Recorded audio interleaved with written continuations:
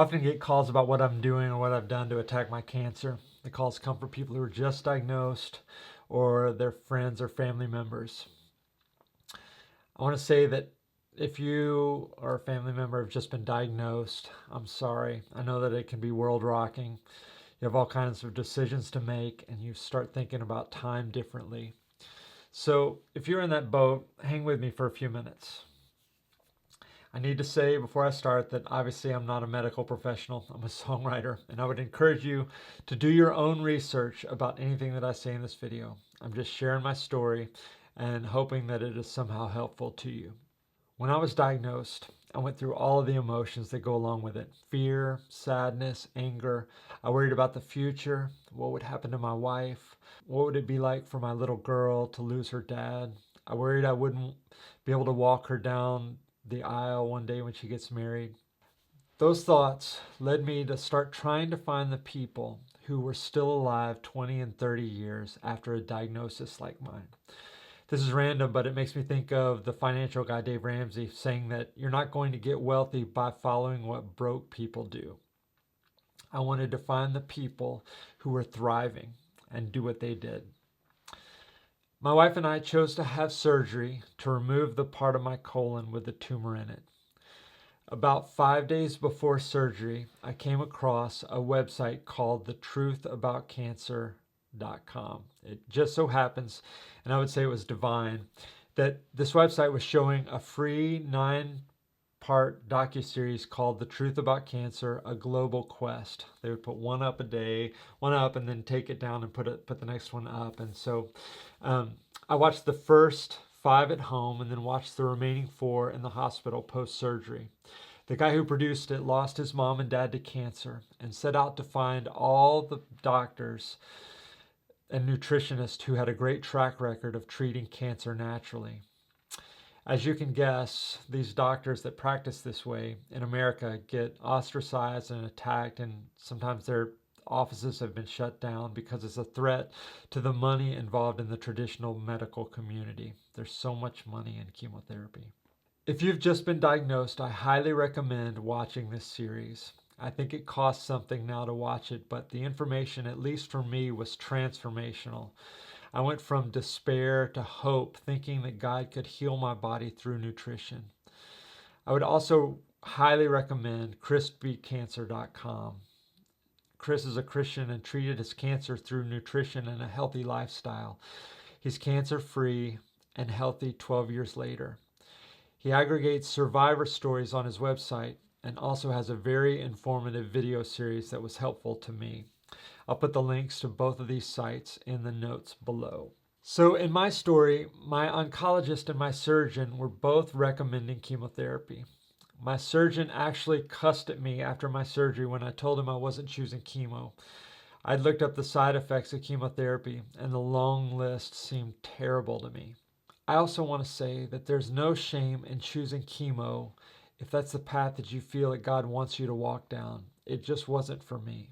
Chris Wark of chrisbeatcancer.com was diagnosed with a bigger tumor and more lymph nodes affected than me, same kind of cancer. He made the statement after being strongly pushed to do chemotherapy. I'm paraphrasing. He said something like, I had a hard time seeing how it would be God's intention for me to poison my way back to health. When I heard this, it felt deeply true for me.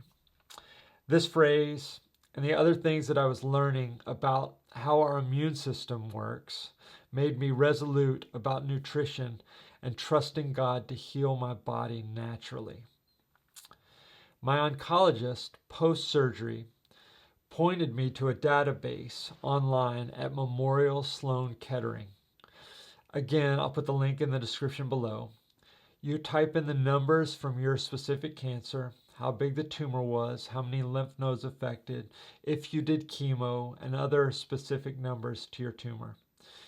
And it gives you a statistical probability of recurrence for 5 and 10 years. My numbers were an 81% chance of being cancer-free after 5 years and 73% chance after 10 years. As an aside, recently, like a week and a half ago, I signed back onto that database, and just because I was curious, I typed in all of my numbers again and then changed my answer to the chemo question saying I did choose chemo just to see how it would affect the percentages. It actually increased the chances of my cancer coming back. It's crazy. So, if you've just been diagnosed, finding out that you or your loved ones have cancer just might be a divine wake-up call and an invitation to heal with nutrition and a holistic lifestyle. God made our bodies to heal, and all the more if we feed them the right things. This may seem crazy, but I think that God may have used this diagnosis to lengthen my life. I feel healthier than I've ever felt before. My family has a history of heart disease. My new diet and lifestyle reverses heart disease as well as cancer. God is good. So my diet before cancer was one, I would say, of convenience. I ate very little vegetables. I was a meat and potatoes guy, a burger and fries guy. I also was addicted to sugar. When we'd go out to dinner, which was often, again, out of convenience, I would always order dessert. I just had a sweet tooth. As a result of eating this way, I was often constipated over the past 15 years. Am I oversharing? My diet slowed my digestion because of inflammation, causing toxins to stay in my colon for much longer than normal. And inflammation is a great enemy to our health. As you've probably seen in some food documentaries, meat, processed sugar, and dairy all produce an inflammation response in our bodies. And if we are constantly inflamed, it is taking resources away from our immune system to be able to fight the things we want it to fight. I heard somewhere that one Coke, like the soda, can suppress your immune system by 30% for 4 to 6 hours. That's crazy. After my diagnosis, I started on a plant-based diet with a lot of carrot juice. It was a radical diet change, but I have a healthy dose of stubborn, and because of what I was learning, I was willing to go all in. Wark said 100% is easier than 95% when it comes to diet. I'll also say that it has been really hard sometimes.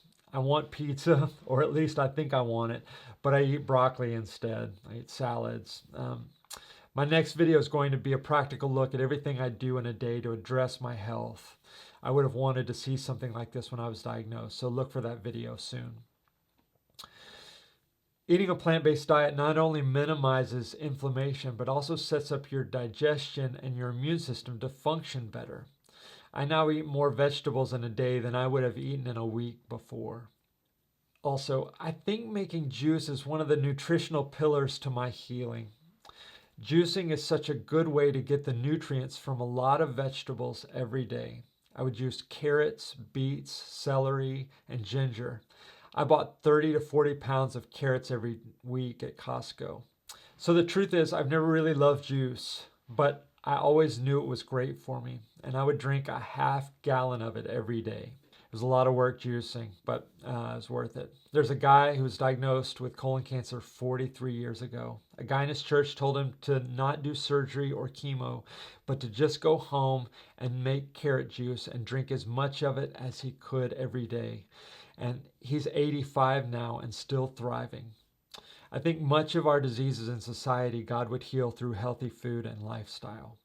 So I want to talk a second about getting blood tests done consistently. If you're going to attack cancer naturally, the temptation is to just take the same vitamins or copy the same diet that other people are doing.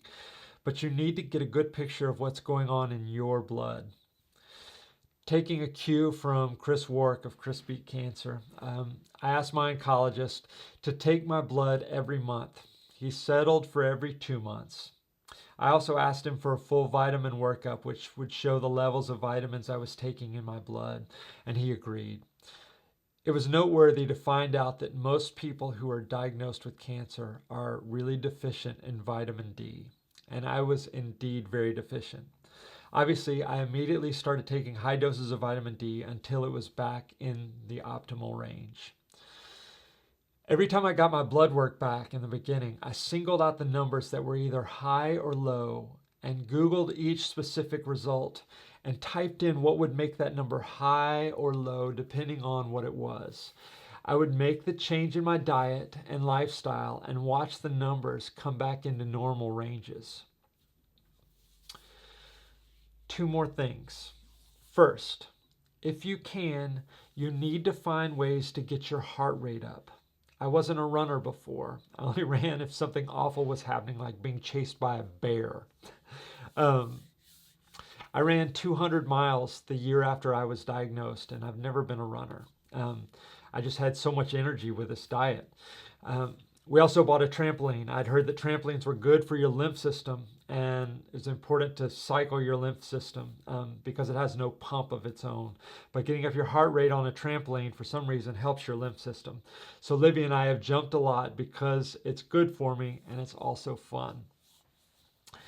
Secondly, getting good exercise will help you get good sleep, which is also very important. It's healing for your body. I have a good friend, Ricky Jackson, who lives out in Los Angeles. He reached out to friends and family behind my back, and he helped raise $4,000 for us to buy a great bed. We didn't have a good bed before, and I wasn't sleeping great. I was so moved by his graciousness, and because of we get great sleep. So I'm so grateful for him and for that bed.